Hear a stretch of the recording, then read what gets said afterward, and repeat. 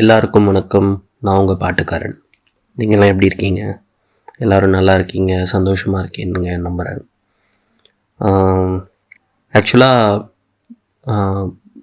இன்றைக்கி பேச போகிறது ரொம்ப சின்ன டாபிக், பட் அதை பற்றின ஒரு அவேர்னஸ் தான் நான் க்ரியேட் பண்ணணுன்னு நான் நினைக்கிறேன். ரீசெண்டாக மஞ்சுமல் பாய்ஸ் பார்த்துருந்தேன்.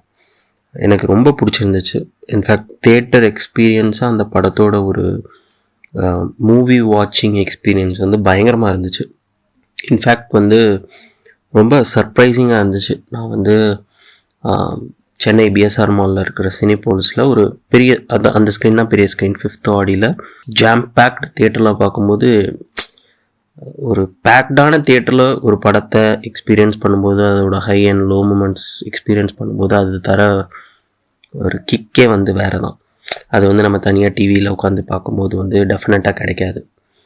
அப்படி இருக்கும்போது அந்த படத்தில் ஒரு கீ மொமெண்ட்டில் ஒரு இளையராஜா சாங் யூஸ் பண்ணியிருந்தாங்க. அண்டு அது உண்மையாகவே அந்த சீனை ஒரு 10x மல்டிப்ளை பண்ணியிருந்துச்சு. இன்ஃபேக்ட் அந்த பாட்டு இல்லாமல் அவங்க படம் ஃபுல்லாக வேறு ஏதாவது ஒரு படத்தோட ரெஃபரன்ஸையோ பாட்டையோ வச்சுருந்தாங்க அந்த சிச்சுவேஷனுக்கு அந்த லொக்கேஷனுக்கு இவ்வளோ ஒத்து போயிருக்குமான்னு தெரியலை. இந்த பாட்டு ரொம்ப ஒரு டெய்லர் மேடாக இருந்துச்சு. அதனால தான் அஃப்கோர்ஸ் அவங்க ரைட்ஸ்லாம் வாங்கி இந்த சாங்கை யூஸ் பண்ணியிருந்தாங்க. பட் இப்போது பேச போகிற முக்கியமான விஷயம் என்னென்னா, நிறைய மீம்ஸ் பார்த்துட்டு இருந்தேன். அது பார்க்குறதுக்கு ஒரு பக்கம் மீம்ஸுங்கிறது சிரிச்சுட்டு கடந்து போயிடலாம் அப்படின்னு ஒரு பக்கம் இருந்தாலும், இன்னொரு பக்கம் நிறைய பசங்க, அதாவது ஜென்சிஸ்க்கு மீம் பயங்கர ஒரு எஜுகேஷ்னல் மெட்டீரியலாக இருக்குது. அதுதான் அதில் வர்றது தான் உண்மையை தான் மீம்ஸ் போடுறாங்க அப்படின்னு நினச்சிட்டு இருக்காங்க. ஸோ அதுக்காகவும் இந்த எபிசோடு நிறைய மீம்ஸ் என்ன சொல்லியிருந்துச்சுன்னா, இந்த பார்க்கிங் படத்தில் எம்எஸ் பாஸ்கர் ஒரு ஓரமாக லுக் கூட்டிகிட்டு மாதிரி Ilaiyaraaja seeing the success of Manjummel Boys அப்படின்னு சொல்லிட்டு போட்டிருந்தாங்க. நிறைய பேர் இளையராஜா இதுக்கு போய் காசு கேட்பாரு அப்படின்லாம் போட்டிருந்தாங்க. உண்மையை சொல்லுன்னா அவர் காசு கேட்பாரு தான், அவர் காசு கேட்கணும், அதுதான் லா. ஏன்னா அது ஒரு இன்டலெக்சுவல் ப்ராப்பர்ட்டி, அது அவருடைய காப்பிரைட் மெட்டீரியல். அவர் இன்ஃபேக்ட் மற்ற லேபிள்கிட்டையோ அவர் காப்பிரைட் இல்லாத பாட்டை யூஸ் பண்ணுறதுக்கோ போய் காசு கேட்கல. நீங்கள் இங்கே ஒரு விஷயம் புரிஞ்சுக்கணும்.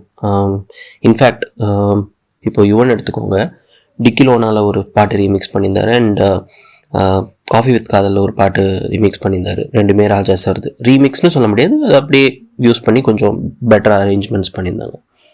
அந்த 2 பாட்டுக்குமே படத்தோட டீம் ராஜா சாருக்கு ஒரு ஃபீ கொடுத்து தான் அந்த சாங் யூஸ் பண்ணாங்க. அந்த பாட்டை ஜஸ்ட் பிகாஸ் யுவன் கம்போஸ் பண்ணுற ஒரு படத்தில் யூஸ் பண்ணுறனால அது ஃப்ரீயாலாம் கொடுத்துடல, கொடுக்கவும் கூடாது லா படி. ஏன் அப்படின்னா, ஒரு பீஸ் ஆஃப் ஆர்ட், அந்த ஆர்ட் மியூசிக்காக இருக்கலாம், பெயிண்டிங்காக இருக்கலாம், புக்ஸாக இருக்கலாம், இது எல்லாத்துக்குமே ராயல்ட்டிங்கிறது ஒரு பேசிக்கான உரிமை. அது இன்றைக்கி ஒரு சிம்பிளான ஒரு எக்ஸாம்பிள் சொல்கிறேன். இத்தனை மீம் பேஜஸ், இதில் மீம்ஸ் க்ரியேட் பண்ணிருக்காங்கல்ல, இவங்க க்ரியேட் பண்ணுற மீமை யாரோ ஒருத்தர் கிரெடிட் கொடுக்காம அவங்களோட பேஜில் போட்டு அந்த மீம் பயங்கரமாக வைரல் ஆகுதோ, இல்லை அந்த பேஜுக்கு பெரிய பேர் வரதுனாலோ, ஒரு மீம் போனதுக்கு உங்களுக்கு என்ன ஃபீல் இருக்கும்?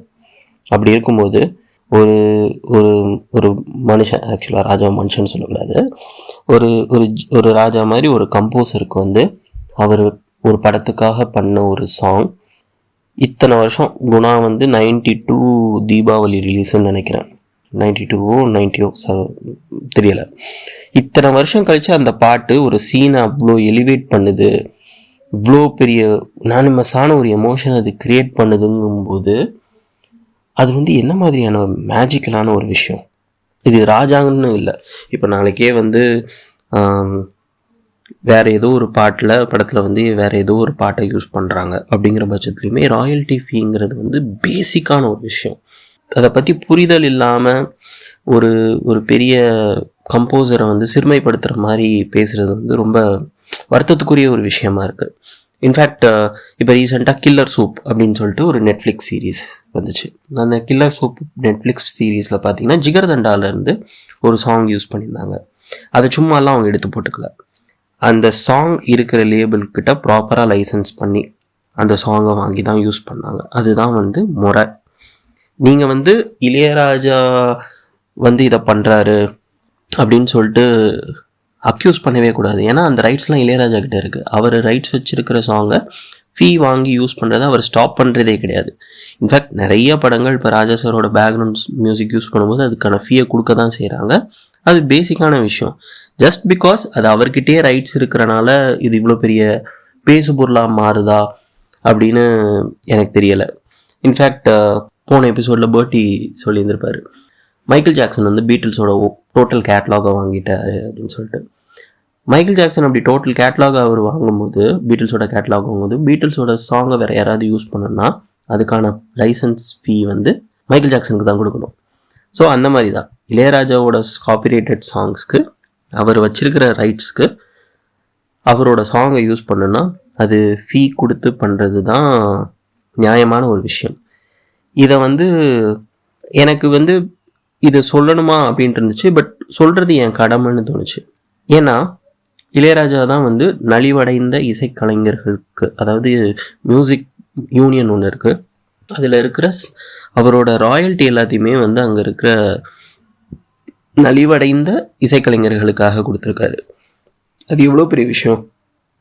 நம்ம அவரை பற்றி கிண்டல் கேள்வியுமாவே இருக்குமே தவிர அவரோட இந்த சைடை பார்க்குறோம்னா கிடையவே கிடையாது. பட் இவ்வளோ பெரிய ஒரு ஜீனியஸை வந்து நம்ம அப்படி தரம் தாழ்த்தி பேசுகிறதோ சித்தரிக்கிறதோ வந்து ரொம்ப தப்புன்னு நான் நினைக்கிறேன். இன்னொரு எக்ஸாம்பிள் எடுத்துக்கலாமே. ரஹ்மானோட டேக் இட் ஈஸி பாலிசி சாங்கை வந்து ரீசெண்டாக ஏதோ ஒரு ஹிந்தி படத்தில் யூஸ் பண்ணாங்க. பட் அதுக்கு ரஹ்மானுக்கு ராயல்ட்டி கொடுத்தாங்களா அப்படின்னு கேட்டிங்கன்னா கிடையாது.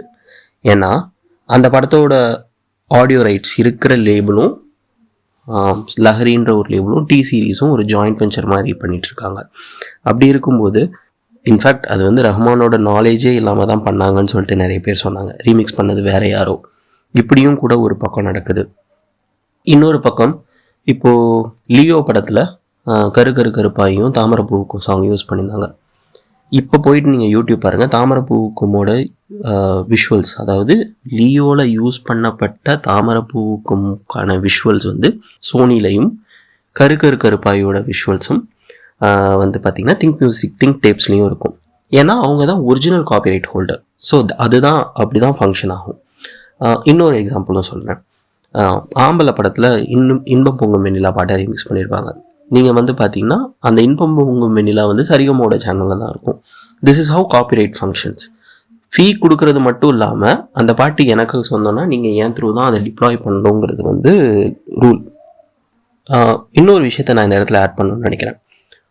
ஒரு இன்டர்வியூவில் ரீசெண்டாக திங்க் மியூசிக் சந்தோஷ் சொல்லியிருந்தார், சேயிங் தட் ஈவன் தோ ஏழையின் சிரிப்பலோட ஆடியோ ரைட்ஸ் எங்ககிட்ட இருந்தாலும், நாங்கள் தான் லைசன்ஸ் கொடுத்துருந்தாலுமே நாங்கள் வந்து தேவா சாருக்கு ஒரு அமௌண்ட் வந்து நாங்கள் பே பண்ணோம் ஆஸ் எ ட்ரிபியூட். ஏன்னா இன்றைக்கி அந்த பாட்டு இவ்வளோ பெரிய ஹிட்டாக இருக்குது. உண்மையை சொல்லணுன்னா நான் அந்த பாட்டை ரொம்ப வருஷமாக கேட் கீப் பண்ணிகிட்டு இருந்தேன், யாருக்கும் போட்டு காட்ட மாட்டேன். ஏன்னா அந்த சாங் எனக்கு ரொம்ப பர்சனல். ஏன்னா எனக்கு அந்த சாங் ரொம்ப பிடிக்கும், எஸ்பெஷலி விஷுவல்ஸ். சில பாடல்களில் தான் வந்து பிரபுதேவாவை கவனிக்க முடியாத ஒரு கிரேஸ் வந்து ஒரு ஹீரோயினோ இல்லை கூட ஆடுறவங்களோ கொண்டு வருவாங்க. அந்த வகையில் ரோஜா வந்து அந்த மாதிரி ஒரு கிரேஸ் உள்ளவங்க தான். ஸோ இன்றைக்கி அந்த பாட்டு இவ்வளோ பெரிய ஹிட்டாக இருக்குங்கிறது வந்து ரொம்ப சந்தோஷமாக இருக்குது. அண்ட் ஆஃப்கோர்ஸ் எங்கேயோ சுற்றி எங்கேயோ வந்துட்டேன். பட் காப்பிரைட் லா வந்து இப்படி தான் ஃபங்க்ஷன் ஆகுது. ஸோ இதை நீங்கள் கேட்டுட்ருக்கீங்கன்னா, இப்படி சும்மா யாராவது இப்படி மீன் போட்டுட்ருக்காங்கன்னா அவங்களுக்கு புரிய வைங்க. சிலர் புரிஞ்சாலும் புரிஞ்சுக்காத மாதிரி இருந்திருப்பாங்க, பரவாயில்ல. பட் சொல்கிறது என் கடமை, சொல்லிட்டேன். சின்ன எபிசோட் தான். கூடிய சீக்கிரம் வேறு ஏதாவது பற்றி இன்ட்ரெஸ்டிங்காக நம்ம பேசலாம். தொடர்ந்து இணைந்திருப்போம். எல்லோரும் உடம்பை பார்த்துக்கோங்க, மனசு ரொம்ப நல்லா பார்த்துக்கோங்க. Take care.